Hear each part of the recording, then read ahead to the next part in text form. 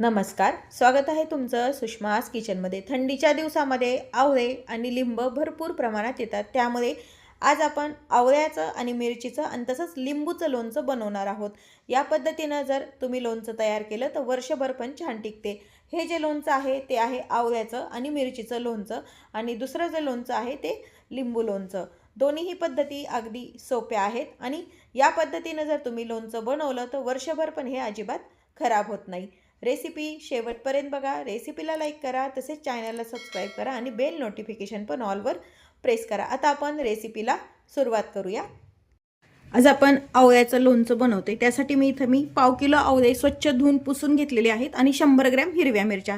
ह्या पोपटी मिरच्या मी वापरते, ह्या थोड्या कमी तिखट असतात।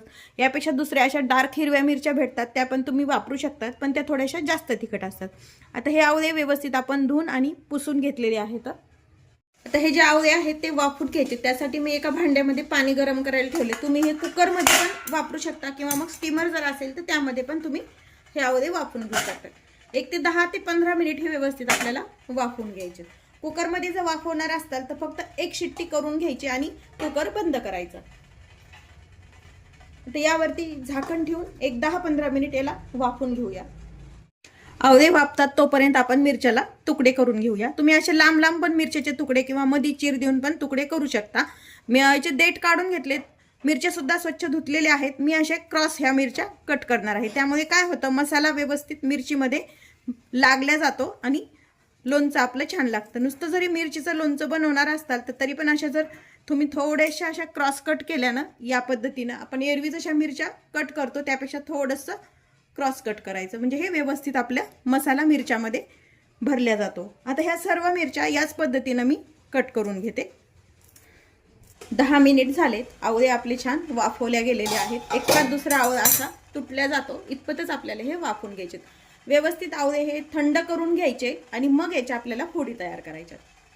आवळे थंड होत आहेत तोपर्यंत यासाठी लागणारा मसाला तयार करूया। आता याच्यात जे मसाला घालायचा आहे तो आपल्याला थोडासा भाजून घ्यायचा आहे, म्हणजे हे लोणचं आपलं छान वर्षभर टिकतं। 2 चमचे इथे मी मोहरीची डाळ घेतली। मोहरीची डाळ जर नसेल तर तुम्ही साधी आपली जी मोहरी असते ती पण वापरू शकता। 1 चमचा बडीशोप टाकून घ्यायची आहे आणि हे व्यवस्थित 2 मिनिट आधी भाजून घ्यायचंय। यामध्ये अजिबात तेल वगैरे काही वापरायचं नाहीये।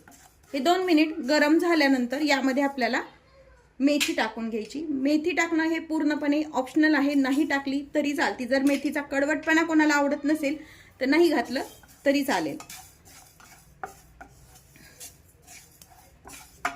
आता हे भाजून झाले, एका डिश मध्ये काढून घ्यायचंय आणि आपण ज्या मिरच्या कट करून घेतल्यात त्या पण 1-2 मिनिट आपल्याला भाजून घ्यायच्यात, म्हणजे लोणचं हे जास्त दिवस छान टिकतं। मिरची आपली छान तडतडली, भाजून झाली, एका डिश मध्ये काढून घेऊया। आता त्याच कढईमध्ये 1 वाटीभर तेल घेतलंय, ते कडकडीत गरम करून घ्यायचे। नॉर्मल हे सनफ्लावर ऑइल आहे, तुम्ही करडीचं किंवा सूर्यफुलाचं शक्यतो मोहरीचं तेल वापरतात लोणचं बनवण्यासाठी, पण मी शक्यतो जे अवेलेबल आहे तेच तेल वापरते। यांनी पण अगदी लोणचं छान होतं। धूर निघेपर्यंत हे व्यवस्थित गरम करून घेऊया। असं वरती छान कडकडीत गरम झालं पाहिजे। तेल आपलं छान गरम झाले, गॅस बंद करून घेऊया आणि तेल छान थंड करून घेऊया। ही जी मोहरीची डाळ आणि बडीशोप आहे मिक्सर जारमध्ये टाकून थोडीशी आपल्याला जाडसर काढून घ्यायची। थंड झाल्यावरच सर्व साहित्य काढून घ्यायचे मिक्सरवरती, फार बारीक नाही करायची, फक्त जाडसर काढून घ्यायची। हे आपण जाडसर काढून घेतलेलं आहे। आवळे पण आपले छान थंड झालेत, आता याच्या फोडी करून घ्यायच्या। याच्यातली ही अंठळी काढून टाकायची आणि अशा फोडी याच्यात तयार करून घ्यायच्या। सर्व हे साहित्य जे आहे आवळे वगैरे पूर्ण थंडच वापरा लोणचं बनवताना। हे बी काढून टाकायचे आणि या पद्धतीने आपण सर्व फोडी तयार करून घेऊया। हे आवळ्यातलं पूर्ण आपण हे बी काढून घेतले आणि फोडी तयार करून घेतलेले आहेत। आता यामध्ये मसाले ऍड करूया। हा चमचा घेतलाय, या चमच्याने मी 2 चमचे मीठ टाकून घेतेय। 1च चमचा वापरा हे प्रमाण घ्यायला। याच चमच्याने मी 2 चमचे मीठ, 2 चमचे मोहरीची डाळ घेतलेली आहे। त्याच चमच्याने 1 चमचा हिंग घेतलाय।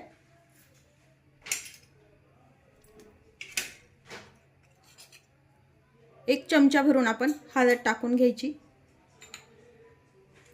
त्याच चमच्याने 1 चमचा साखर टाकायची।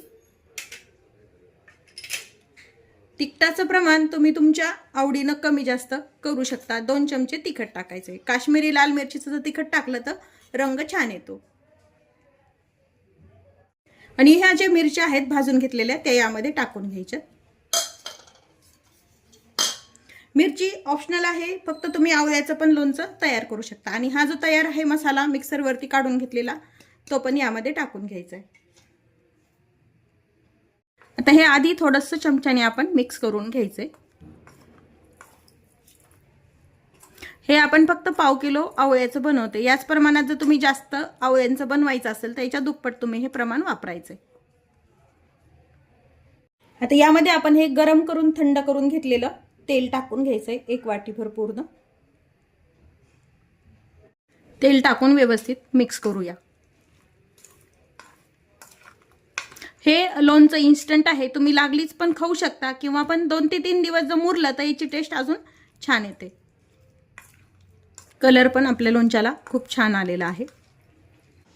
हे जे लोणचं आपण तयार करून घेतलेलं आहे, काचाची बरणी स्वच्छ धुवून उन्हामध्ये वाळून आणि अगदी कोरडी करून त्यामध्ये आपल्याला भरून ठेवायचं आहे.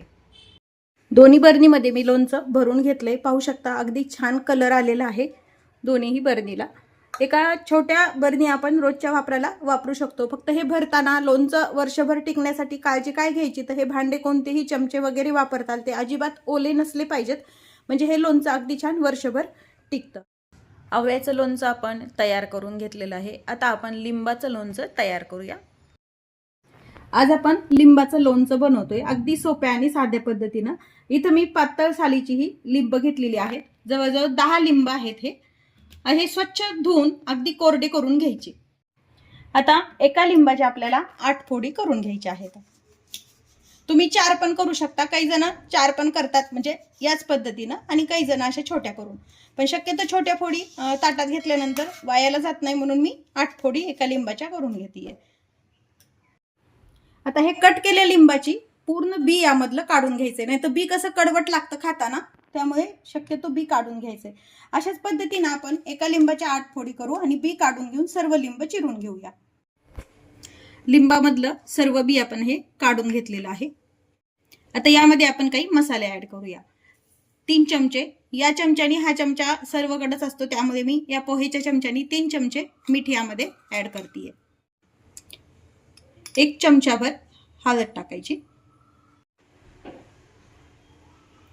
आता आवश्यकतेनुसार काश्मीरी मिर्च, लाल तिखट 1च चमचा वापरायचा म्हणजे प्रमाण व्यवस्थित होतं. 2 चमचे मी हे टाकून घेतलेलं आहे.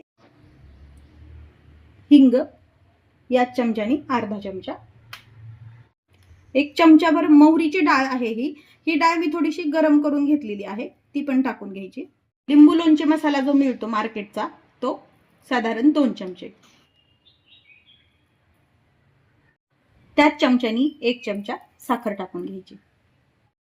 आता हे सर्व मसाले आणि फोडी छान मिक्स करून घ्यायच्या. खूप जण याला आधी हळद आणि मीठ लावून अगदी रात्रभर ठेवतात, तसं पण पद्धतीने करतात, पण मी शक्यतो याच पद्धतीने करते. म्हणजे माझी आई जशी करायची तसंच मी हे लोणचं तयार करतेय.